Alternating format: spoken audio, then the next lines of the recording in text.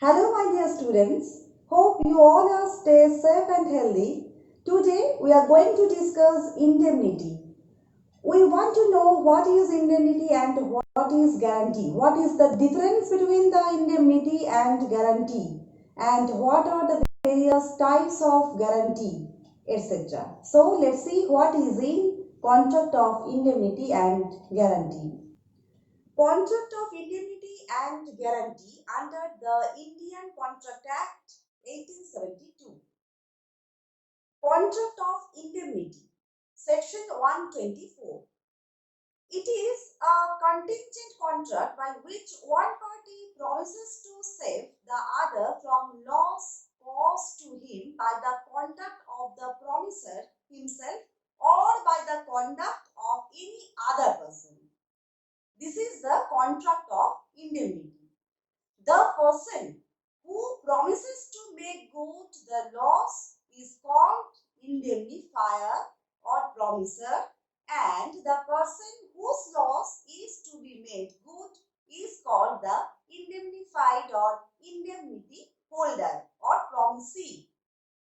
Suppose A, who is the indemnifier, contracts to indemnify B. B is the indemnified of rupees 5,000 for loss caused to B by the act of A or C. C is the third party. Section 125 says rights of indemnity holder when sued. The indemnity holder can recover from the promiser all the damages for which the promiser promised to pay, all costs which is paid by indemnity holder in bringing or defending the suits, all the sums which is paid by the indemnity holder under the terms of any compromise such suit. Contract of guarantee. It is a contract to perform the promise or discharge the liability of a third person in case of his default. The person who gives the guarantee is called the surety. The person in respect of whose default the guarantee is given is called the principal debtor. The person to whom the guarantee is given is called the creditor. Suppose S is the surety, request C is the creditor, to lend rupees 5,000 to P is the principal debtor, and guarantees that if P is the principal debtor, fails to pay the amount, S, that is the surety, will pay. In guarantee, there is a triangular relationship with three contracts. The contract is made between C and the P, that is the creditor and the principal debtor. The second contract is made between S and C, that is surety and creditor. Here, S guarantees to pay to C if P is the defaulter to pay C. The third contract is between S and P, that is the surety and the principal debtor. Here, P shall indemnify S in case S pays in the event of a default by P. So, what are the essentials of contract of guarantee? First one is concurrence. It requires the concurrence of all three parties, that is the principal debtor, the creditor and the surety. There is a three mutual agreement between the three parties. The second essential is primary liability in some person. The primary liability in a contract of guarantee is that of the principal debtor.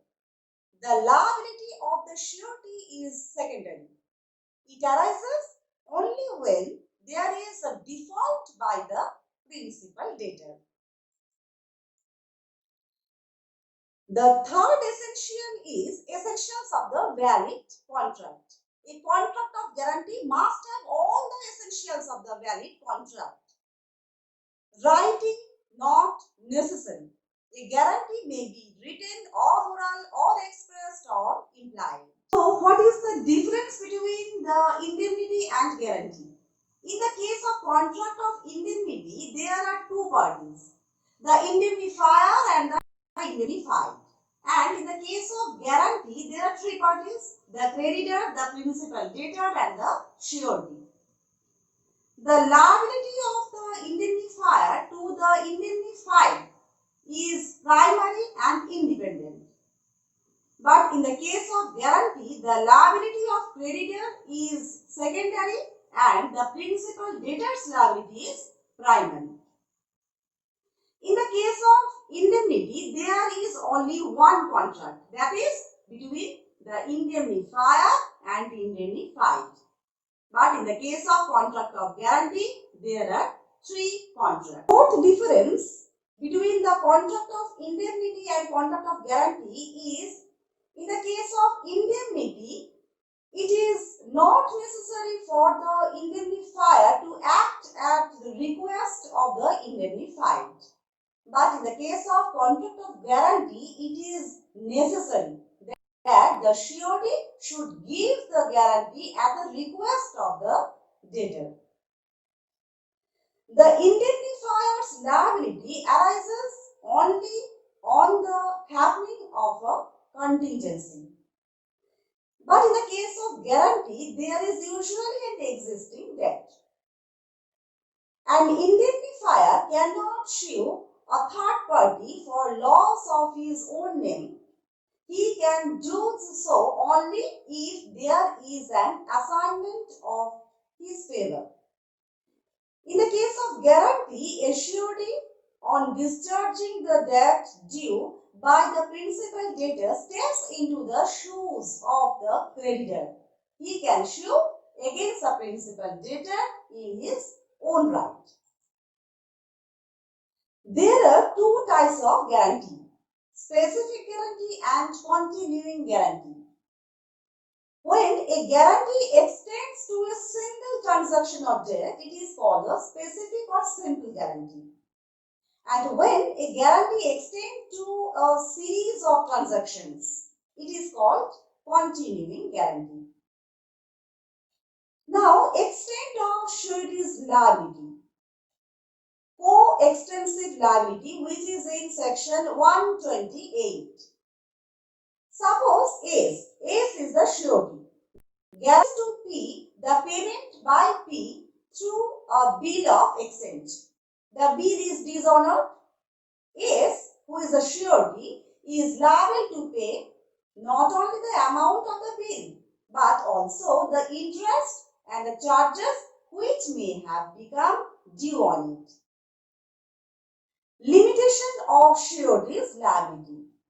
Although liability of surety is co-extensive, he may limit his liability. The surety can guarantee for a part of the entire debt or for the full debt. Section 129 says liability under continuing guarantee. The liability of the surety in the case of continuing guarantee extends to all the transactions contemplated until the revocation of the guarantee. What are the rights of the surety? First right against the creditor.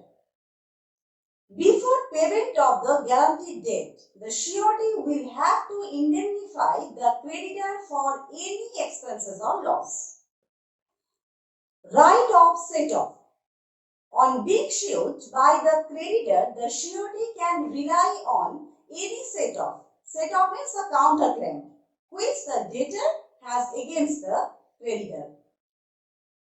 The third right is on payment of the guaranteed debt. Suppose C is the creditor, advances rupees 2000 to P. P is the principal debtor on guarantee of S. S is the surety. C has also an advance rupees 3000 to P. C cancels a second time loan on payment. B becomes insolvent. C uses on his guarantee. F is discharged from second liability. The fourth right is right to equities. On payment of the guaranteed debt, the surety is entitled to all equities which the creditor would have enforced against the principal debtor or against persons claiming to him. Right to subrogation. When the guaranteed debt is paid by the surety, he steps into the shoes of the creditor. Now, right against the principal debtor. Right to be relieved of liability. Before payment has been made, the surety can compel the principal debtor to relieve him from liability by paying off the debt. Right to indemnify. After the surety makes payment under the guarantee, he becomes a creditor of the principal debtor and can recover from the principal debtor the amount he has paid with interest. Right against co-sureties. Right of contribution. When a debt is guaranteed by two or more sureties, they are called the co-sureties. The co-sureties are liable to contribute as agreed towards the payment of the guaranteed debt. When one of the co-sureties makes payment to the creditor, he has a right to claim contribution from the other co-sureties. Section 146 says when the co-sureties are liable to contribute equality. Suppose S1, S2, S3, they are the three sureties to C. C is the creditor for the sum of rupees 3,000 lent to P. P is the principal debtor. P makes default in payment.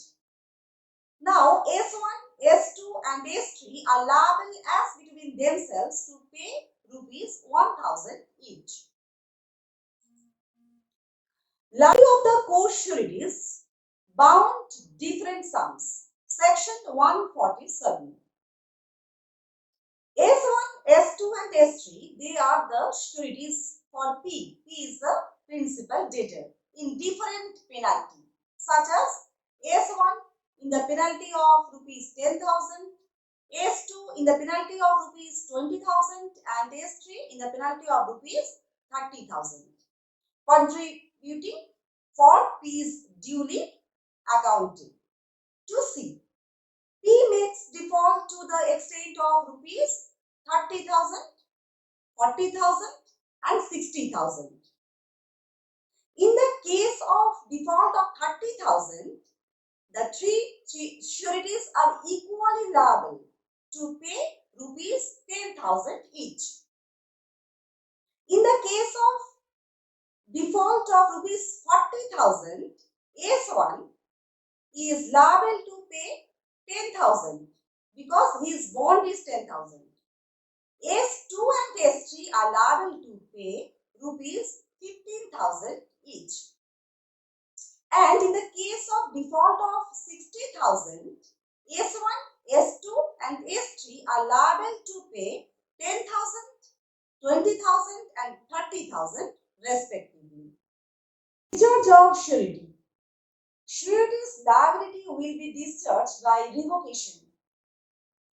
Section 130 says by notice.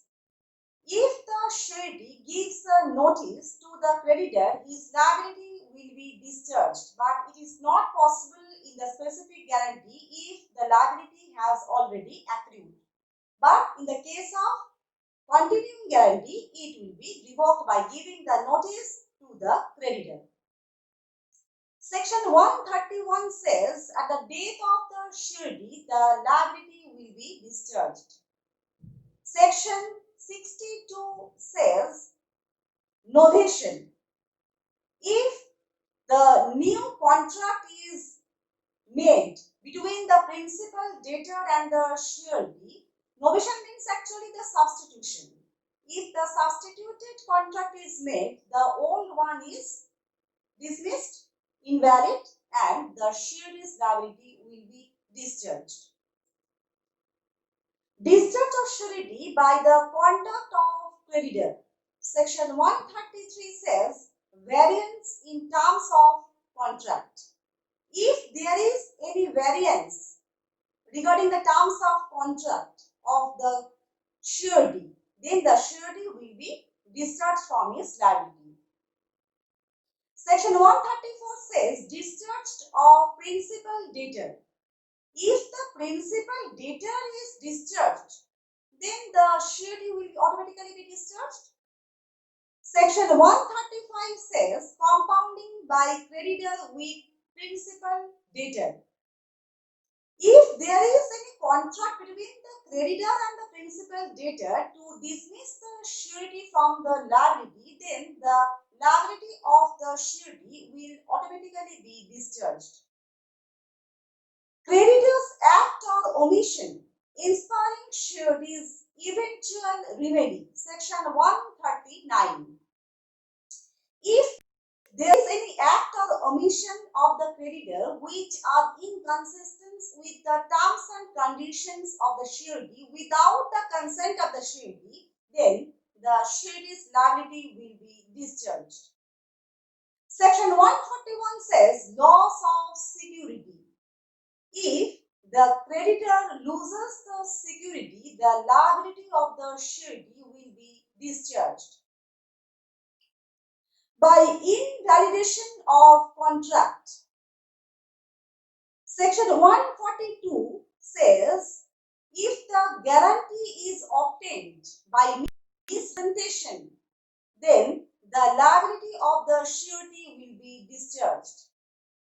Section 143 says if the guarantee is obtained by the creditor by concealment of the fact, then the liability of the surety will be discharged. According to section 144, failure of a co-surety to join a surety. If there is any contract regarding the joining of the co-surety, then unless and until the co-surety joins, the surety will be discharged from his liability. Failure of consideration. If in the contract of guarantee there is a failure of consideration, the liability of the surety will be discharged. So, no more today. Next day we will discuss with another topic. To the ending here, thank you.